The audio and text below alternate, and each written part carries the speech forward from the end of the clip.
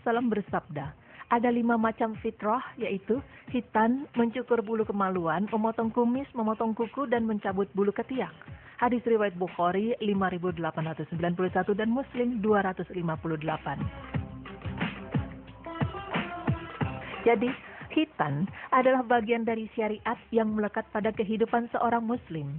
Khitan merupakan fitrah manusia. Fitrah di sini menurut Al-Baidawi artinya adalah sunnah yang telah berlaku sejak dahulu, yang dipilih oleh Nabi dan menjadi titik temu semua syariat.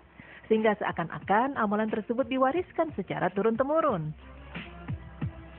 Khitan juga termasuk tuntunan Nabiullah Ibrahim. Sedangkan kita diperintahkan untuk mengikuti Nabi Ibrahim alaihissalam.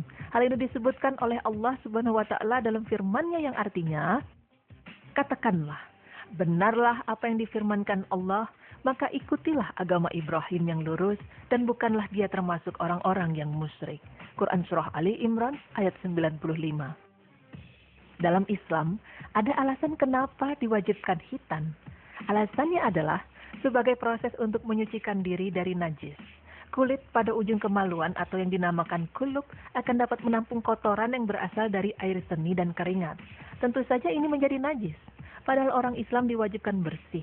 Jika seorang lelaki sampai usia baligh atau sekitar 12 hingga 15 tahun belum khitan, maka ibadah sholatnya tidak sah karena ada kotoran dalam kemaluannya. Khitan juga menjadi acuan datangnya masa baligh. Sehingga jika lelaki sudah dikhitan, maka sholatnya akan bersih dari najis dan masuk dalam catatan amal baiknya.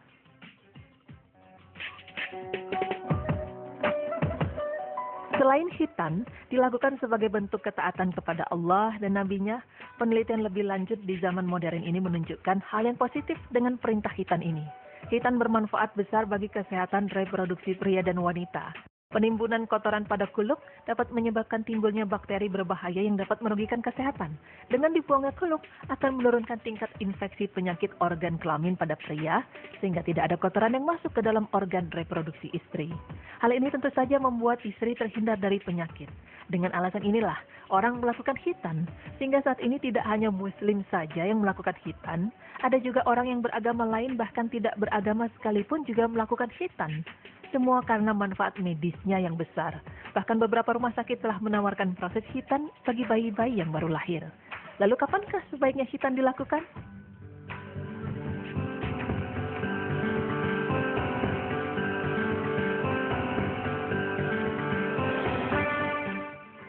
Waktu untuk berkhitan memang masih diperselisihkan ulama.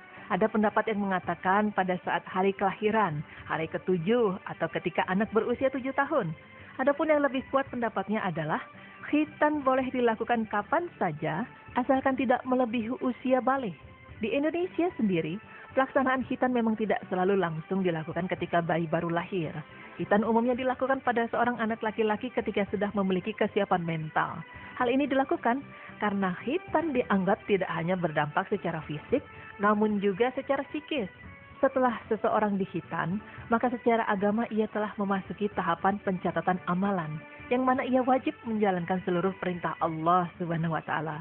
Dengan demikian, anak laki-laki memiliki usia yang berada dalam hal kesiapan melakukan khitan. Selain kesiapan usia dan mental, yang harus diperhatikan juga adalah dari sisi kesehatan anak. Meskipun seorang anak telah siap melakukan khitan secara mental, namun bukan berarti seorang anak siap secara kesehatan. Karena dibutuhkan waktu bagi alat kelamin anak laki-laki untuk mencapai pertumbuhan yang maksimal. Ada baiknya usia seorang anak yang dikhitan adalah di atas 7 tahun dan di bawah 13 tahun. Selain itu, dalam melaksanakan khitan juga harus diperhatikan teknik dan peralatan yang digunakan. Saat ini memang sudah banyak berkembang teknik dan peralatan medis yang membuat rasa sakit khitan menjadi minimal dan tidak mudah infeksi. Klinik penyedia layanan khitan juga beragam dan sebaiknya dipilih yang terpercaya. Caranya adalah mencari klinik yang pernah diminta jasanya oleh orang-orang terdekat. Dengan ini, maka khitan dapat dilakukan dengan baik dan seorang anak laki-laki mendapatkan manfaat sepenuhnya dari khitan. Demikianlah terjawab bahwasanya khitan memang perintah dari Allah Subhanahu wa taala melalui Nabi Ibrahim alaihissalam untuk anak laki-laki yang sudah mencapai usia baligh. Saking wajibnya perintah berkhitan ini, Nabi Ibrahim alaihissalam melakukannya ketika beliau menerima perintah ini di usianya yang ke-80 tahun.